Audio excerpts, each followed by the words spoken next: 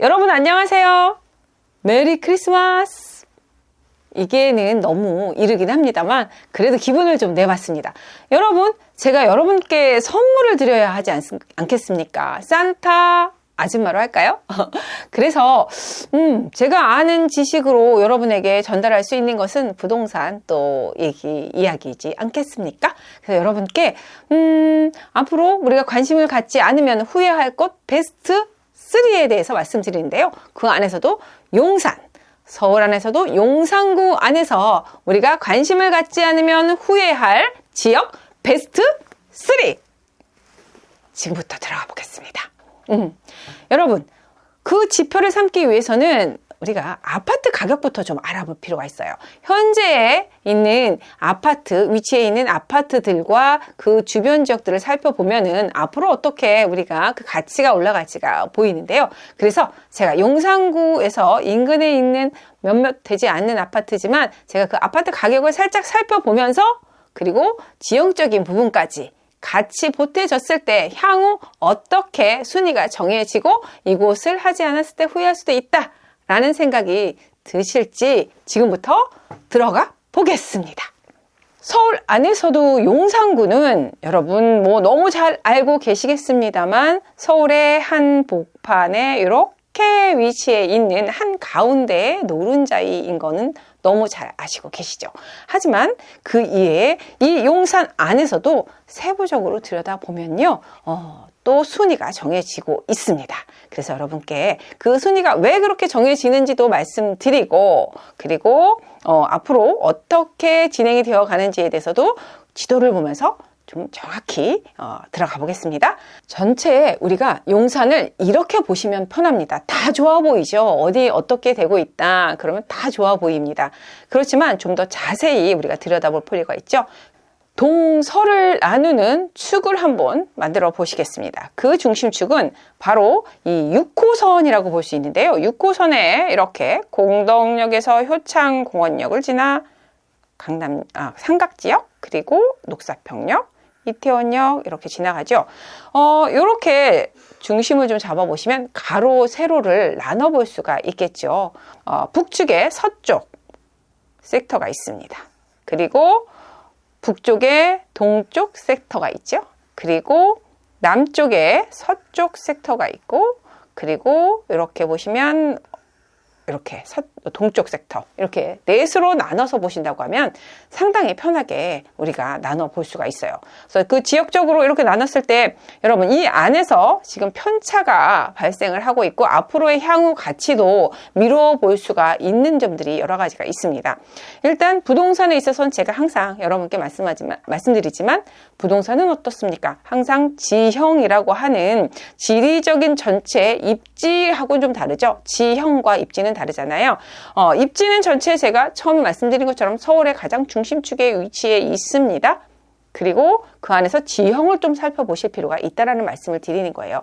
지형은 별거 아닌 것 같지만 굉장히 중요합니다. 우리가 어떤 건축을 하든 아니면 택지 개발을 하든 그 지형이 고르고 평평해야 또 그 안에 업무지나 아니면은 어떤 택지 개발을 할 때 훨씬 효율적이고 고급화할 수 있고 그에 따른 어떤 상권 형성이라든가 대형 상권 내지는 업무지구도 들어올 수 있는 그런 토대가 되기 때문에 지형은 굉장히 중요합니다.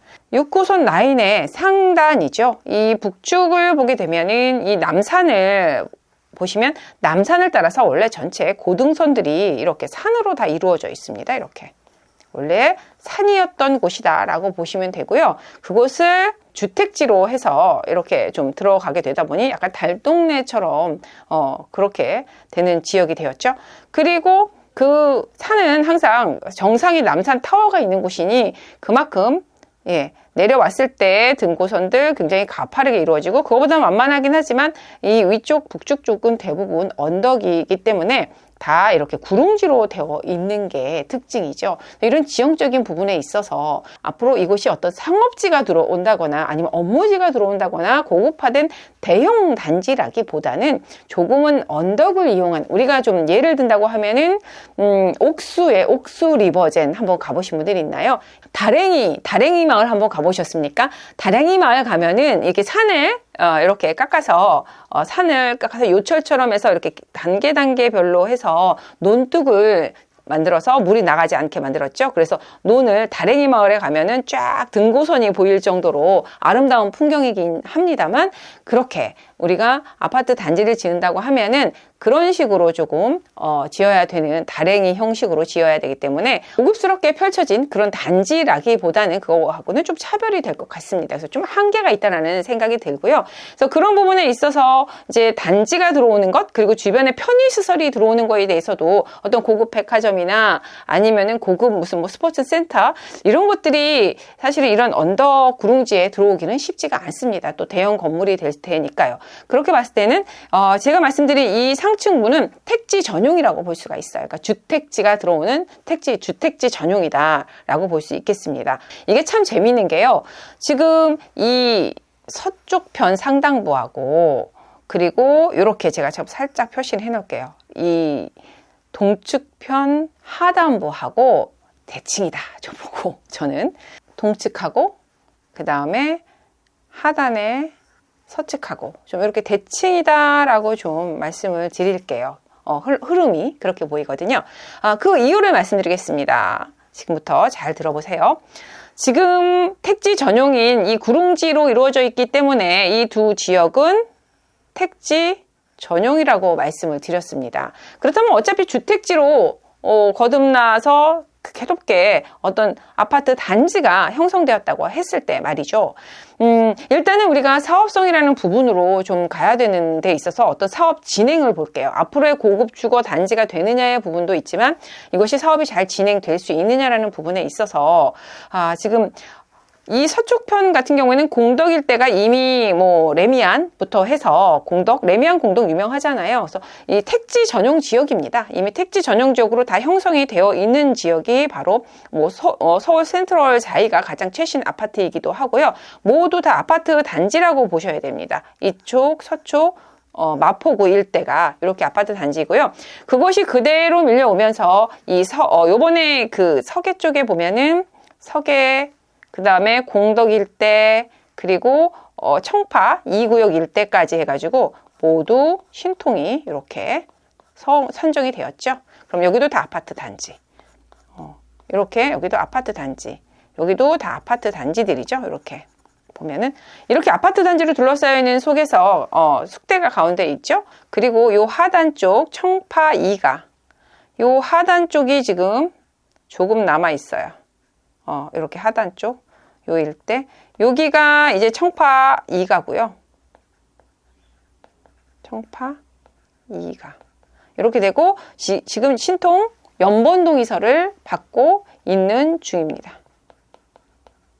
이렇게 받고 있고, 그 다음에 결과론적으로 봤을 때, 지금 가장 어떻게 보면 이 상단에서 가장 늦습니다. 왜냐하면 이 동측에 보시면은 이 동측에 후암동도 따로 있지 않습니까? 후암동에 보면은 이렇게 후암 1구역 신통 선정되었죠? 그리고 후암 2구역 신통 신청해 놓은 상태입니다. 선정은 되지 않았지만 2구역, 1구역, 그 다음에 3구역 선정되었죠. 신통. 이렇게 신통으로 가는 곳들인데 요것은 신통 선정이 먼저 된 곳들이라고 해도 사실은 결과론적으로 앞으로 택지 아파트 단지가 끝까지 입주하는 거는 제가 볼 때는 이 서쪽이 더 빠르다고 볼 수가 있습니다. 그 이유 말씀드릴게요. 항상 정비 사업에 있어서는 우리가 사업성을 얘기하지 않습니까? 사업성 부분은 바로 용적률과 굉장히 밀접하다고 말씀드렸고요. 그런 부분에 있어서 그냥 지형적으로 딱 지도로만 봤을 때는 이 후암동이 굉장히 좋은 입지입니다. 왜냐하면 남산과 그 다음에 이 민족공원, 용산공원을 모두 둘러싸여 있고 뭐 서울역도 어느 정도는 거리가 괜찮고 굉장히 입지가 좋음에도 불구하고 막상 가보시면 지형적으로 굉장히 고바위인데요. 이곳은 당연히 이 주민들에게는 좋을지는 모르겠지만 이곳을 보통 아파트 뭐 25층 이상, 30층 뭐 이상 지었을 때는 이 남산을 모두 다 가리게 되거든요. 그러면 서울의 경관이 굉장히 망가지기 때문에 그 뒤 후면에 있는 많은 택지들이 이 후면에 있지 않습니까? 이 후면에 많은 택지들이 이렇게 있는데 다 모두 가려지게 되는 형상이 되기 때문에 이곳은 어떻겠습니까? 이곳은 10층 이하 10층 이하밖에 짓지를 못해요. 고도 제한이 완화되었지 없어진 게 아니기 때문이에요. 그렇다고 하면은 이거는 곧 무엇을 말합니까? 앞으로 지어질 주택이 많지가 않다. 일반 분양분이 많이 나오지 않는다라는 부분이에요. 그럼 일반 분양분이 많이 나오지 않으면 추가 분담금이 많이 발생한다는 얘기. 그러면 여러분 앞으로 신통이 이미 선정이 되었지만 아파트가 완성되는 데 있어서의 많은 고난이 기다리고 있겠죠. 이곳이 되는 방법은 두 가지가 있습니다. 첫 번째는 많은 손바뀜이 있어서 지가가 상승을 해야 돼요. 지가가 상승을 하고 거래가도 상승을 해서 감정평가가 높게 나오게 만들면 우리 왜 강남에 일반 분양 22억이어도 300대 1 나왔지 않습니까? 그것처럼 그때까지 기다려야 된다 라고 말씀을 드릴 수가 있고요. 그 다음에 두 번째로는 이 고도 이 제한 부분 완화를 하긴 했지만 완화를 더 해줘야 된다. 완화 부분을 더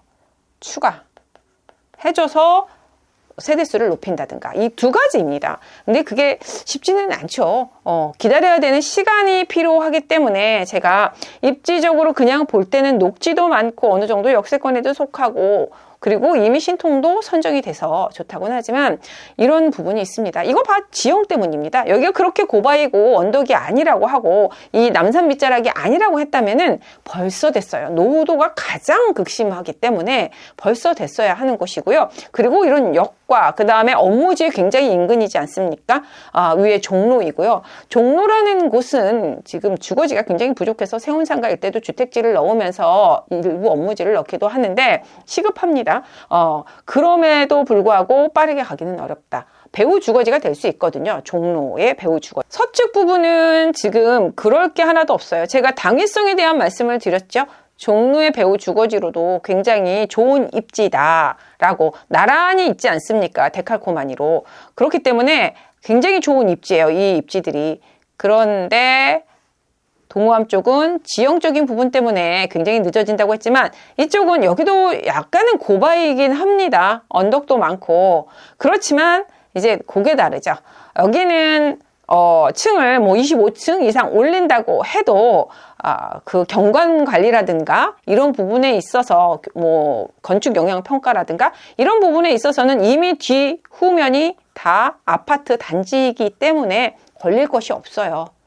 그래서 바로 주민 동의와 뭐 이런 부분만 차근차근 밟아 나간다고 하면은 사실 별로 어려울 게 없습니다. 시간을 두고 기다릴 것들이 없다라고 말씀을 드릴 수 있겠어요. 그리고 여기는 또 종로의 배후 주거지가 똑같이 후암동하고 같습니다. 되는 지역이기 때문에 그런 당위성도 있고 그 다음에 사업성 부분에 있어서는 이렇게 가릴 것이 없다. 뒤에 이미 아파트 주거지이기 때문에 그대로 주거지가 들어가면 된다라는 부분에 있어서 속도 부분이 상당히 높다. 빠르다라고 할 수 있겠어요. 이렇게 속도가 빠르다고 하는 거는 그만큼 우리가 아파트로 변모하고 그리고 우리가 항상 투자라고 생각했을 때 실거주라고도 생각할 수 있겠지만요. 빨리 내 집 마련을 한다. 실거주로는 이렇게 말씀드리고요. 투자로 말씀드린다고 하면 시간을 굉장히 단축하기 때문에 효율적이다라고 할 수 있겠죠. 동축은 시간이 조금 걸리겠다. 나중에 뭐 고급 주거로는 변모할 수 있기 때문에 좀 장기간 갔을 때는 뭐 고급 주거로도 변모할 수 있는 부분이 있다라고 볼 수 있겠습니다만 시간이 좀 많이 걸린다라는 부분 이렇게 볼게요. 속도 여기가 얘가 좀 승이에요. 속도는 그죠? 그리고 얘는 그거보다는 조금 그리고 고급 주거 환경 주거 환경을 봤을 때는 지금 비슷한 고바이기 때문에 제가 그거는 이렇게 말씀드려요. 녹지가 풍부한 아무래도 이렇게 후암동 쪽을 말씀드릴 수 있겠죠. 그리고 더 기가 막힌 거는 얘는 이제 저층으로 지어지잖아요. 그러면 상당히 밀도가 낮아져요. 그렇기 때문에 고급 주거가 될 수 있는 상황이 되겠죠. 그래서 시간이 문제다. 하지만 됐을 때는 더 주거 환경이 쾌적할 것이다 라고 보여지고요. 이쪽은 말씀드리고 서측 같은 경우에 속도는 굉장히 빠를 거예요. 속도도 빠르고, 그 다음에 이미 주변에 공덕일대부터 해서 주거 지역들이 있기 때문에 편의시설이나 뭐 학교, 특히 이거 되게 중요하지 않습니까? 학군, 학교들이 다 이미 형성이 되어 있기 때문에 어떻게 보면 굉장히 실용적인 주거지다 라고 말씀드릴게요. 이렇게 하고 그 다음에 하단으로 좀 내려와 보겠습니다. 제가 이렇게 크게 넷으로 나눴잖아요. 그럼 여기는 지금 북측을 말씀드렸어요. 북측의 서쪽과 동쪽을 비교해 드렸습니다. 그러면은 이제 이 남측으로 내려와 볼게요. 효창공원역 6호선 남측입니다. 이제 여기서부터 굉장히 또 중요한 부분이 될 것 같습니다. 우리가 지금 보면은 지형이 어떻다고요? 이 용산은 참 좋은 지형이라고 하기에는 반반이라고 말씀드릴게요. 입지는 굉장히 노른자의 한 가운데 있기 때문에 서울의 어느 지역이든 30분 만에 가기는 합니다만, 도달하고 굉장히 중앙에 위치해 있습니다만, 지형적인 부분에 있어서 쓸모가 있다고 해야 되나요? 우리가 어느 부분에서, 투자 부분에서 그렇게 우리가 투자할 만한 곳들이 어떻게 보면은 국소적이다라고 말씀드릴 수 있을 것 같아요. 그 이유를 말씀드리겠습니다. 6호선 하단이 이제 용산에서 보면은 아주 귀한 평지입니다. 그런데 더 중요한 거는 이 하단에서 말이죠. 이 대부분이 이 평지인 부분에서 가장 큰 비중 3분의 1 이상을 차지하는 것이 이렇게 민족공원이라고 하는 용산공원이라고 부를게요. 용산공원이 이 하단을 또 차지하고 있습니다. 그러니 그 나머지 가지고 또 우리가 얘기를 해야 되잖아요. 근데 또 요 정비창 부지가 또 이렇게 차지를 하고 있습니다. 어마어마하죠? 이게 또 차지를 하고 있어요. 그러고 나면 나머지 평지들이 얼마나 될까요? 참 귀합니다. 귀하다는 것은 그만큼 희소성을 갖는 것이고요. 희소성을 갖는다는 건 그만큼 가치가 높다라고 말씀드릴게요. 네, 이렇게 하단에서 녹지 빼고, 그 다음에 정비창 부지 빼고, 남은 지역들이 어떤 지역인가 봤을 때 바로 우리가 잘 알고 있는 이 한강로 일대입니다. 한강로 일대, 기가 막히죠. 누가 좋은 거 모르나요? 토지거래 허가구역으로 묶여있지 않습니까? 왜? 투기꾼들이 몰릴까봐 토지거래 허가구역으로 일찌감치 묶었습니다. 그만큼 1등이라고 볼 수 있겠죠. 평지이면서 역까지 같이 끼고 있고, 그 다음에 이렇게 녹지 뷰가 되고요. 그리고 이렇게 한강 뷰까지 된답니다. 완벽하게 갖췄죠. 그러니 가장 노른자에는 이곳이 아닐 수 없겠죠. 여러분 너무 잘 알고 계실 거예요.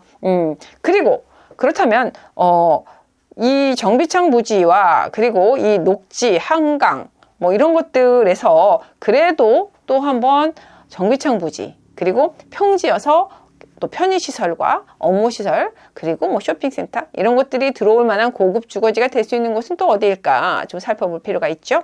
바로 이 원효로 쪽입니다.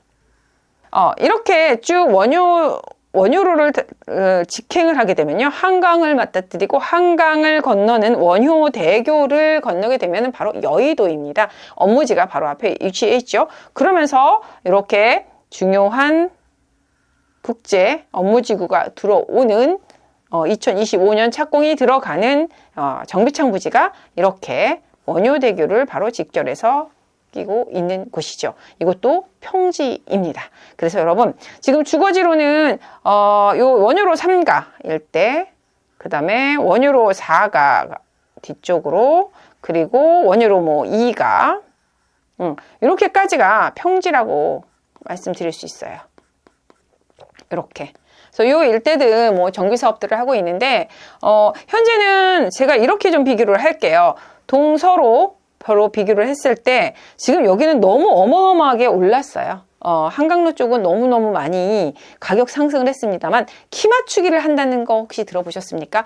부동산에 있어서는 부동산의 특징 중에 하나가 바로 연속성 있는 커넥션을 이루고 있다는 것 때문에 우리가 항상 동반 상승이라는 얘기 들어보셨을 거예요. 그걸 다른 말로 또 키 맞추기라고도 하죠. 그렇다면 이렇게 한강로 일대는 이미 가격 상승 굉장히 높게 가장 1위로 되어 있는 곳이죠. 용산 안에서도. 그렇다면 가장 인근 지역이 키 맞추기를 하게 될 텐데요. 키 맞추기 무조건 하는 거 아니고요. 가장 그래도 비슷한 지형은 기본 돼야지 그 안에 비슷한 개발을 할 수 있다. 평지 안에 빌딩도 올리고, 쇼핑센터도 올리고 하는 거 아니겠습니까? 바로 옆에 있다고 하는 이 지금 위쪽으로 올라가는 이 상단 쪽하고는 결이 다르다는 말씀을 드리는 거예요. 가장 가까이 입지에 있는 바로 서쪽 편. 이 서쪽 편의 원효로 일대가 이 지금 가장 가치가 높다고 하는 한강로와 가장 그래도 비슷한 지형의 조건을 갖췄다. 라고 말씀드릴게요. 그렇지만 아직 개발이 되지 않아서 이 상단부처럼 혼재되어 있습니다. 오래된 구옥들이 굉장히 혼재되어 있어서 주차조차 쉽지 않은 지역들이잖아요. 그렇지만 그 앞으로의 전망 가치는 다를 수 있겠다. 그 근거를 어떻게 말씀드릴 수 있는지를 제가 말씀드리는 겁니다. 지형도 굉장히 중요하다. 같은 지형 안에서 찾아보자. 같은 지형 안에서 가장 닮아 있는 지형이 바로 지금 최고의 가치가 있는 한강로의 바로 옆에 위치해 있는, 그러니까 경부선 철도 건너편에 위치해 있는 서측편 원효로다. 이곳은 개발하게 되면 한강로 못지않게 평지이기 때문에 이 안에 들어올 편의시설과 주상복합 등 멋진 건물들, 쇼핑센터 등이 들어올 수가 있다라고 말씀을 드리는 거예요. 그러면 지금 현재 이렇게 제가 말씀드리면 이제 순위도 말씀을 드려야 되는데요. 대충 그래도 눈치를 채셨을 거예요. 비교 대상을 어떻게 보느냐. 무조건 보는 것이 아니라 이렇게 차근차근 하나씩 섹터를 나눠서 비교를 해본다고 하면 대충 나오지 않습니까? 그래서 좀 말씀을 드리는데, 그 전에 향후 가치라는 것은 우리가 아파트 가격으로도 알 수가 있지 않습니까? 그렇다면 아파트 가격이 현재는 어떻게 형성이 되어 있는지 우리 냉정하게 한번 볼 필요가 있습니다. 나중에 지금 이 위치에 있는 아파트가 현재 가치에 완성된 이 아파트 가격에서 훌쩍 뛰어넘기는 어렵습니다. 그 위치 인근에 위치해 있다면 말이죠. 그럼 한번 살펴보겠습니다. 집 사면 흥하리. 가격 가치로 보겠습니다. 지금 서계에서 인근에서 가장 가까운 아파트, 대장 아파트 중에 하나가 바로 서울역 센트럴 자이.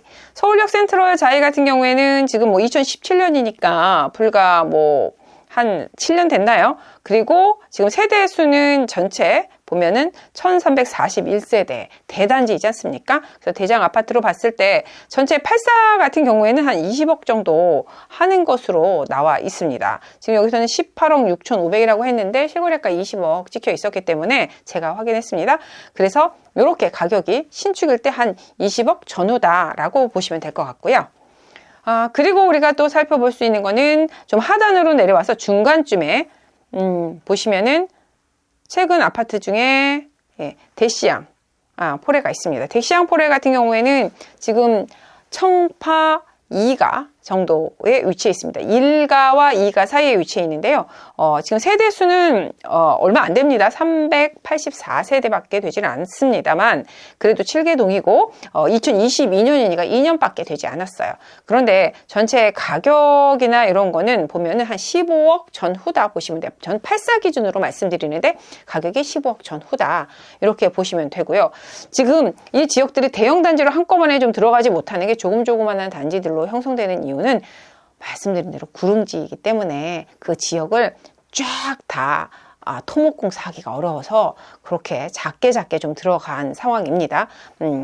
그래서 앞으로는 좀 대형 단지로 개발을 해야 될 텐데요. 그래야 난개발이 되지 않고 신도시, 서울 안에 신도시, 왜 우리 올림픽 둔촌주공 아시죠? 올림픽파크 포레온이 사실 강동에 위치해 있지만 그만큼 평지의 대단지로 해서 서울 안에 신도시다 해서 강동임에도 불구하고 강남의 시세를 잡지 않습니까? 강남 시세와 같아진 이유는 바로 이 지형적인 부분 굉장히 크다고 봅니다. 넘어가겠습니다. 그리고 그 하단으로 더 내려와 보겠습니다. 숙대를 이어서 지금 청파, 뭐 2가나 3가나 다 구릉지 쪽인데요. 요 하단으로 내려왔을 때 이제 우리가 탁 넘어왔을 때 무엇이 있냐면 바로 효창공원역이죠. 효창공원역 하단 아파트 이편한 세상 알아볼게요. 이편한 세상이 바로 효창공원 하단에 평지가 시작되는 곳에서 시작을 합니다. 그렇게 봤을 때 2011년이면은 벌써 얼마죠? 10년이 한 13년 됐습니다. 13년 됐고, 그러니까 가장 지금 알아본 아파트들 중에 오래됐습니다. 물론 세대수는 가장 뭐 많은 아파트도 두 번째, 신축인 뭐 서울역 인근을 뺀다고 하면은 867세대로 꽤 큰 편입니다. 저 가격 형성이 지금 이곳이 실거래가는 한 21억 정도 찍혀 있는데요. 지금 뭐 거래가 한 그 정도 선 20억에서 지역에 따라 동에 따라 다르지만 22억 사이에 위치해 있다라고 보시면 되고요. 이렇게 가격들이 좀 다르게 위치해 있습니다. 그러면 정리해서 말씀드릴게요. 요거 다음에 보시면은 어떤 일이 벌어지느냐. 지금 이편한 세상도 가격이 그래도 높은 축에 속합니다. 대부분 효창공원역 상층에 위치해 있는 아파트들이 15억 전후다라고 말씀을 드렸잖아요. 그런데 이 하단에 있는 지금 아파트에 20억이 넘어가는 그런 상황에서 이거는 대단지다라는 부분으로 여러분 말씀하시죠. 그렇다면 우리가 요 하단에 지금 144세대가 되는 우림 필류 아파트가 있습니다. 이 아파트 같은 경우에 가격 한번 제가 말씀드릴게요. 이 아파트 가격이 지금 144세대 실거래가 찍힌 건 너무 오래되긴 했지만 지금 여기 가격 시세가 17억 9,500으로 되어 있는데요. 현재 나와 있는 매물대 가격을 보면은 20억 이하가 없습니다. 네, 이게 현재 시세에 반영이 되어 있지 않은 상태고요. 현재 나와 있는 매물가는 20억 이상이 없다라고, 20억 이하가 없다라고 말씀드릴게요. 이렇게 가격이 144세대면 나홀로입니다. 나홀로이지만 저 위에 위치해 있는 효창공원역 상단에 위치해 있는 아파트 가격보다 훨씬 비싸요. 세대수도 가장 작고요. 그리고 오래됐고요.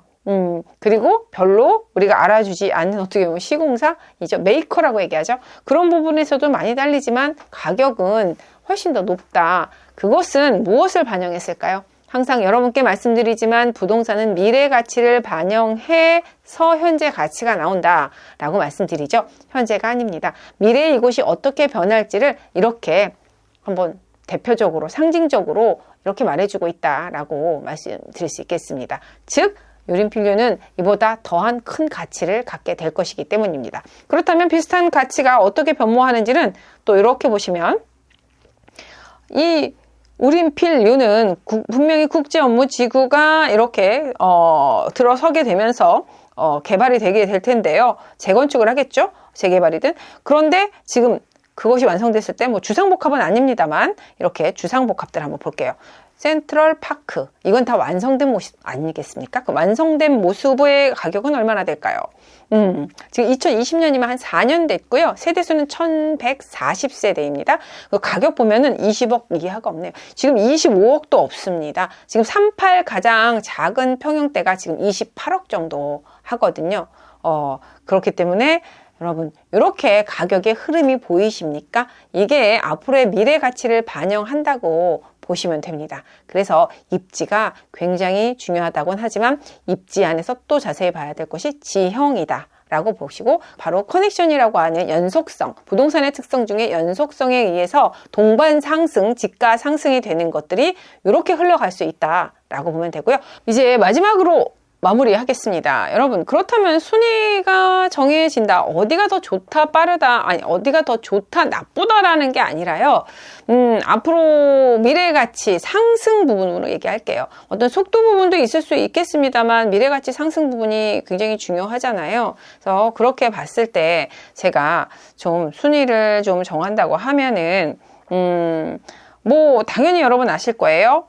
지금 제가 중심선 항상 말씀드렸죠. 이렇게 서울역에서 용산역까지 그리고 동서를 가르는 6호선 네, 이렇게 나눴을 때 지금 1위부터 얘기할까요? 1위는 과연 1위를 너무 싱겁게 얘기하나?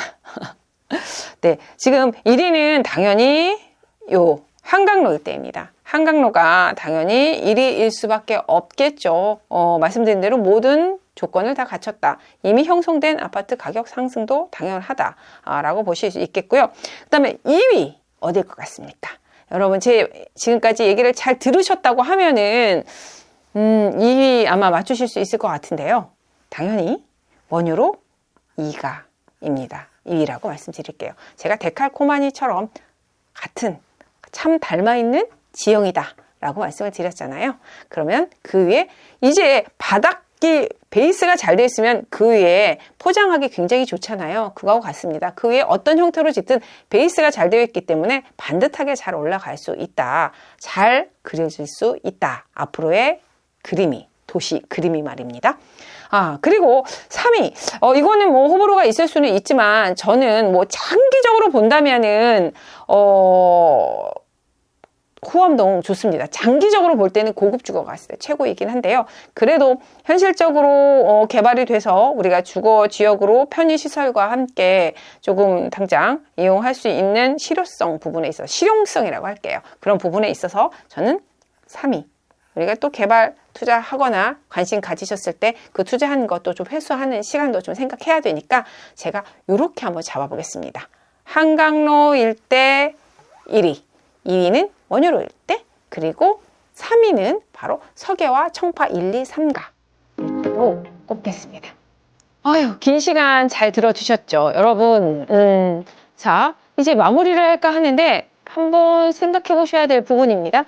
제가 말씀드린 것들은 항상 우리가 무엇인가 선택을 할 때에는 갈등이 생기고 그 지표가 있지 않으면 상당히 혼돈이 오기 때문에 좀 그 지표를 삼을 수 있는 기준을 말씀드린 것 중에 하나가 바로 2가지였습니다. 아주 간단하니까 굉장히 쉬울 거예요. 부린이들이 들으셔도 굉장히 쉬울 것 같은데 앞으로의 미래 가치를 알아볼 수 있는 지표로 현재 있는 아파트 시세 좀 알아보면은 미래 가치를 알 수 있다라는 것이고요. 2번째는 그 미래 가치에서도 플러스 알파가 될 수 있는 것이 바로 지형을 절대 무시할 수 없다. 그렇기 때문에 지형을 또 살펴본다. 라고 하면은 이 2가지 지표로도 선택을 할 수 있는 기준 팁을 좀 말씀드렸는데요. 이렇게 말씀드린 거는 여러분 올해 다 가고 있지만 마무리 하시느라 바쁘시겠지만 그래도 또 내년이 돌아오지 않습니까?